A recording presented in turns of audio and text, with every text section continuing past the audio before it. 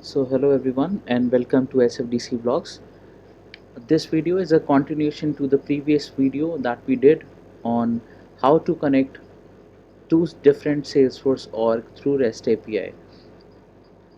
So to give you a brief about what we did in the previous video, we created a connected app on Salesforce org, one Salesforce org. We created the web service on that, so and we used Postman in order to check if that is working or not, and it worked successfully. And now we are going to write the REST API on another Salesforce org, that is the org2, and we are going to utilize the same information that we utilized on the Postman. If you haven't checked the previous video, please go and check that, because this is the continuation and you'll be more understanding if you have seen the video. So let us get started. In this video we are having the second Salesforce org with us. Now what we have to do is that we need to check that what the value we are getting if we pass on the ID of a lead from the second Salesforce org. So these two orgs are definitely not at all connected.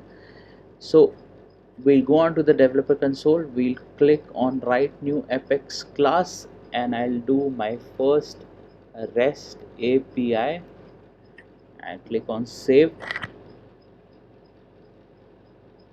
So here you go, we have created one class, and what we'll do is that we'll create a method here. So it's gonna be public static void get lead info. uh,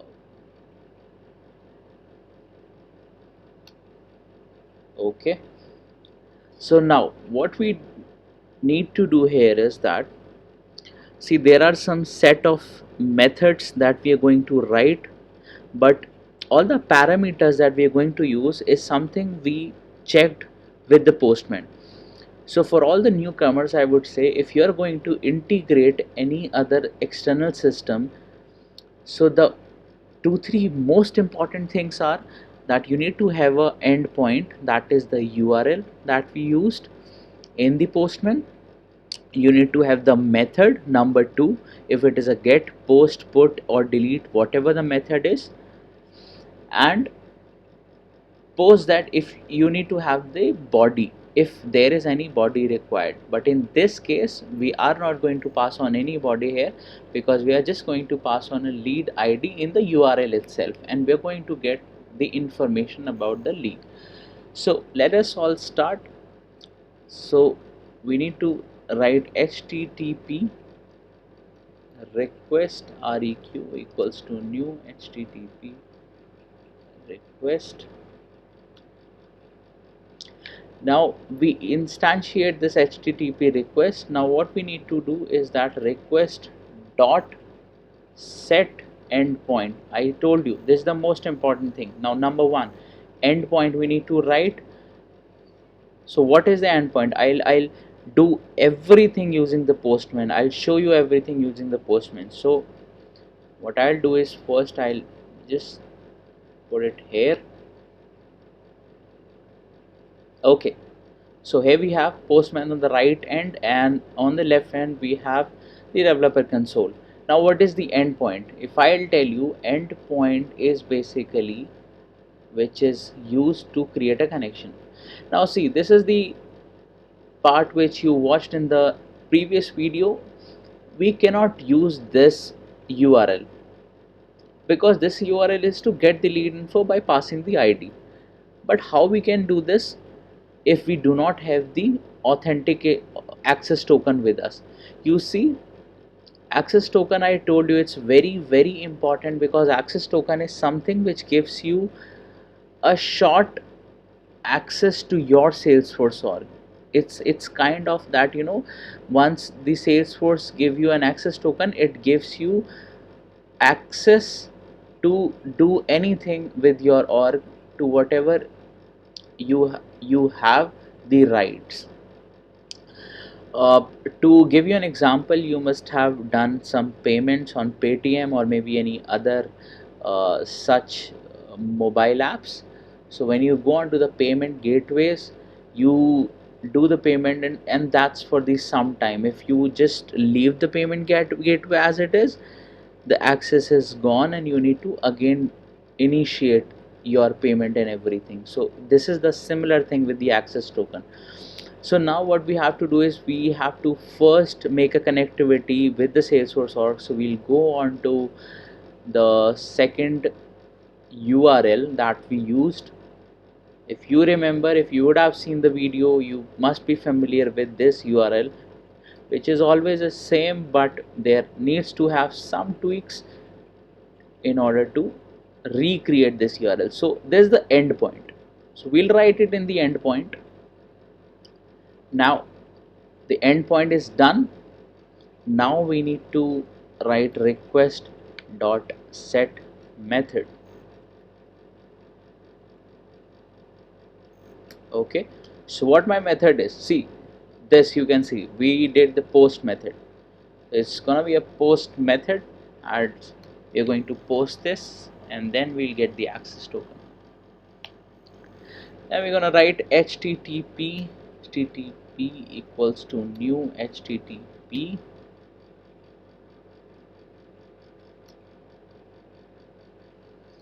http response res equals to new http response. Okay,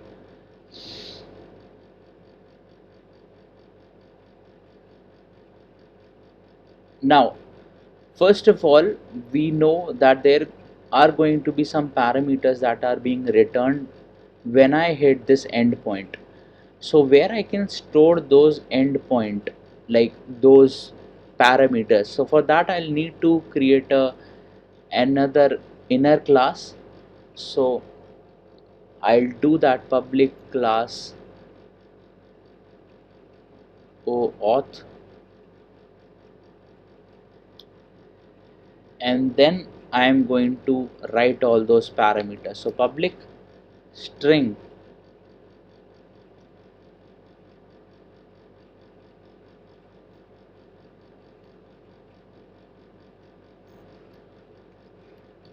access token gets set.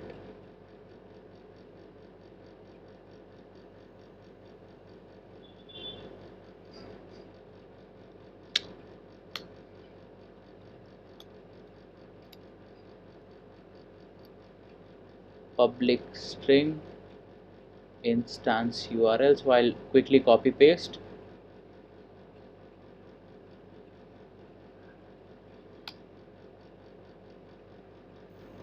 So I'll do this, I'll just copy this 1 2 3. Okay, so we're gonna have ID with us,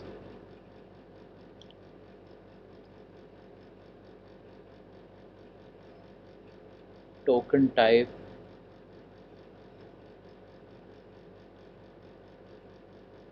okay. So in this way we can utilize any of the parameters that we get from the response. So we have written a class, an inner class here. Now from the HTTP response, I'll again go back to my method. Now what I need to do is here is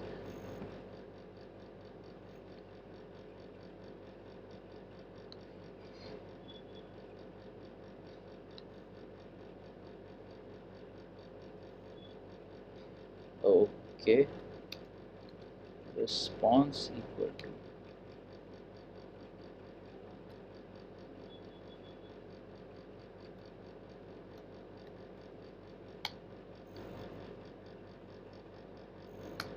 http dot send, and what we are going to send in that, we are going to send the request, and this req is this particular that you can see, wherein we set the endpoint, set the method and everything. So here we will get the response.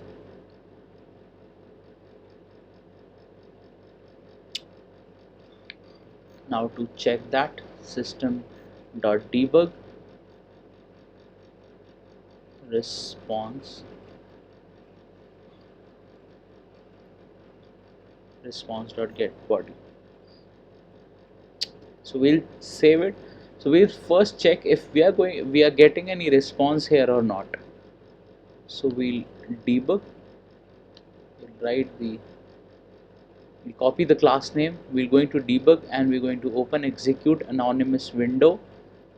We're going to write the class name, we're going to write the method name, and then we're going to check on the open logs. And as you can see, the system debug we have already mentioned response.getBody. So let us execute. Okay, so yeah, very important thing that we missed out. System.callout exception unauthorized endpoint. Please check setup security remote site settings endpoint. Okay, so what we missed out here is, I'll tell you again. So we need to any callback that we do, we need to mention the callback URL, the URL which we hit in the remote site settings. So we'll go on to the setup and we go on to remote site settings and then new remote site, and we're going to write the URL, that is just the first URL part. So you'll write it here. Okay, remote site name, my first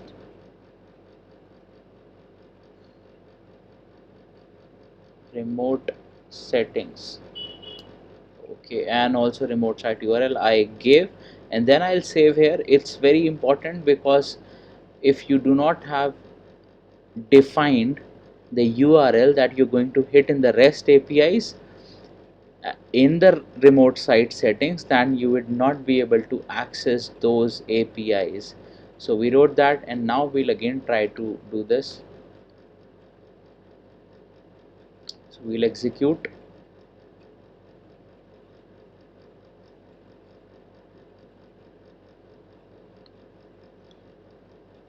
See, we are getting everything that you can see here in the Postman. Although you must have had this doubt that access token is saying to be session ID removed, it is not being shown here, but this is saved in the backend, so we can utilize those. So now what we'll do is we'll write o auth object auth info equals to, it's going to be o auth, the inner class, JSON dot deserialize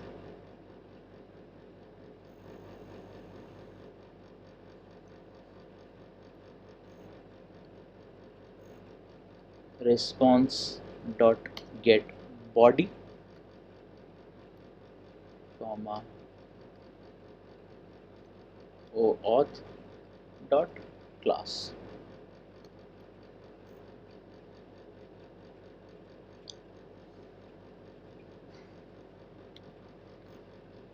Now we'll get all the why we did that. If I tell you just before that why we did that, see, the response that we get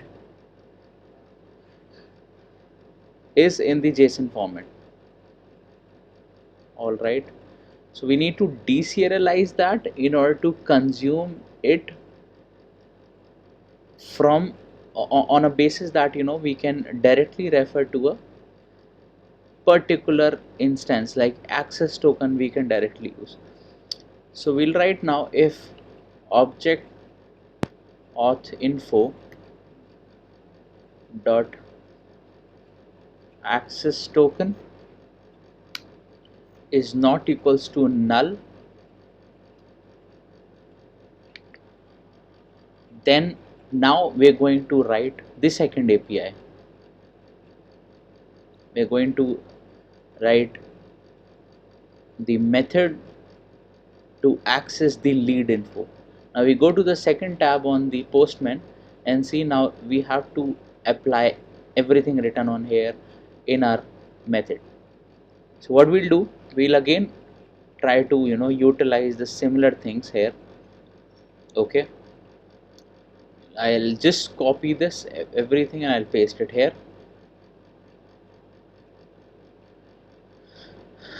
The little tweaks are that the endpoint is now changed. The endpoint is this particular endpoint. So we'll write the endpoint here. Okay, and now the method is changed into get and everything remains the same. Definitely we need to change some of the names like REQ to REQ1 so that there is no duplicate variable error we have.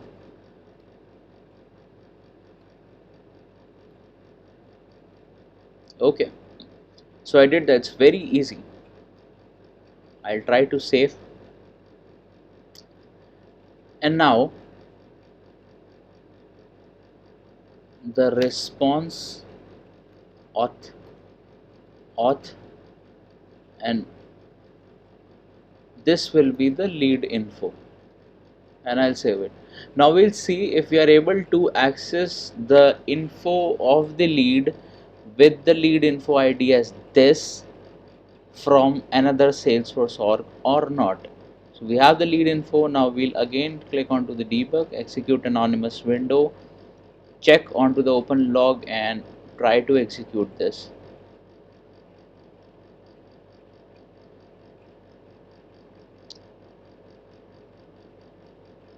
So okay, we are getting this error, invalid session ID, session expired.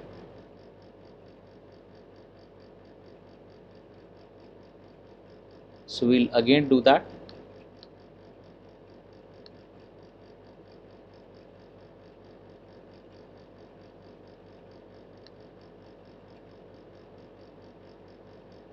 Let us check on the Postman if we are getting any error here. We click onto the send. Okay, yeah. So I'll tell you, it's good to understand from the mistakes that we did. Maybe it'll help you out to understand what important key factor we were missing. See, I told you that in the Postman, the important things are the headers when we are utilizing anything from the Salesforce. And I told you about the access token. So we missed out to define the headers here. So I'll do again request one dot set header. So their headers are always in key value pair. You can see in the Postman also. So key is the content type. So I'll copy that. I'll put that here in the key and the value will be application/JSON. Okay. Now another important and I would say most important thing is the authorization, without which you cannot make a connection with the Salesforce org. So I click on key as the authorization, and definitely it's not going to be this token because auth access token gets refreshed in every 15 minutes, or you can adjust that 15 minute to some other time as well. So I'll write here bearer space plus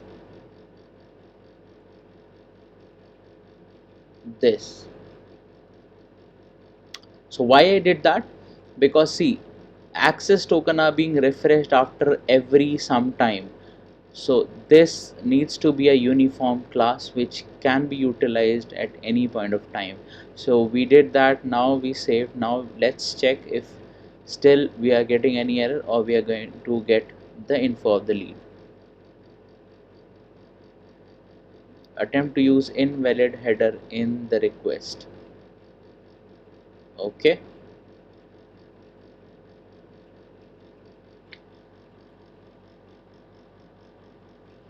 So let us see what mistake we are doing.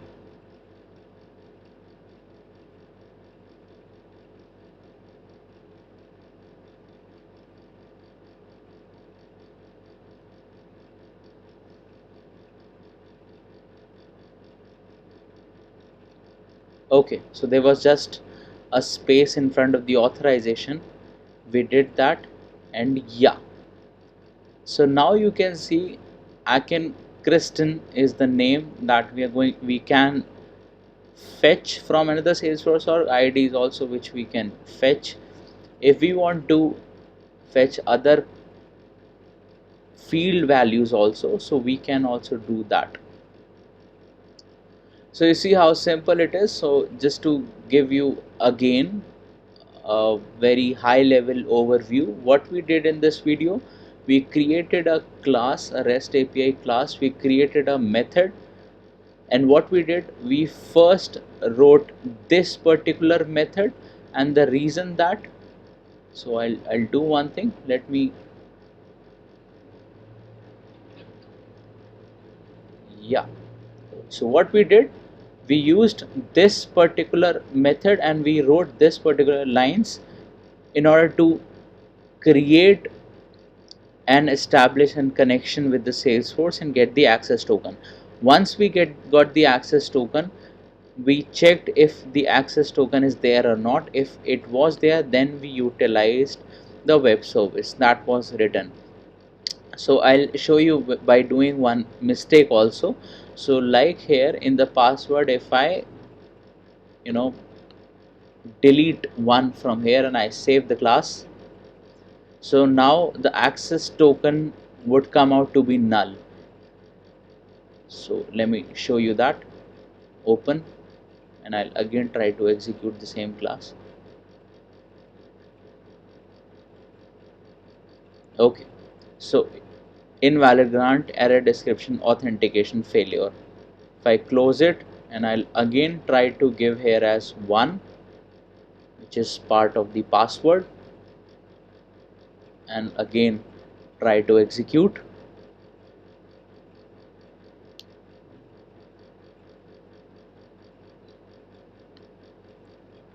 Now you can see I'm able to fetch the info.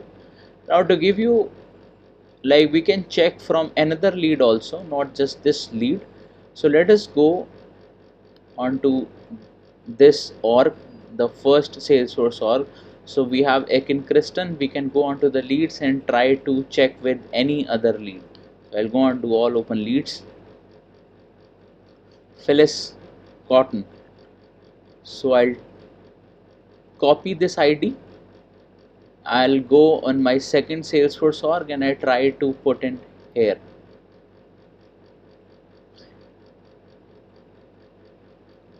Now once it gets saved, I'll again try to execute the method, and I'll see the name should come as Phyllis Cotton. So yeah, you can see now the information is coming of the Phyllis Cotton. So in this ways you can utilize the knowledge of web services and REST API, not just with any other Salesforce org, but with any other external applications also.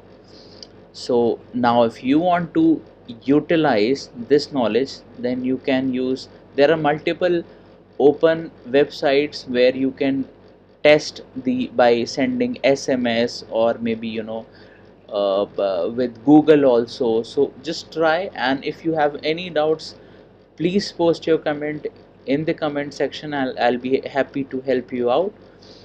If you have any suggestion, please do post that. If you like the video, please hit the like button, and if you want to have other videos from Salesforce, to keep a check on it, please do hit the subscribe button. Thank you so much for watching this video. Bye bye.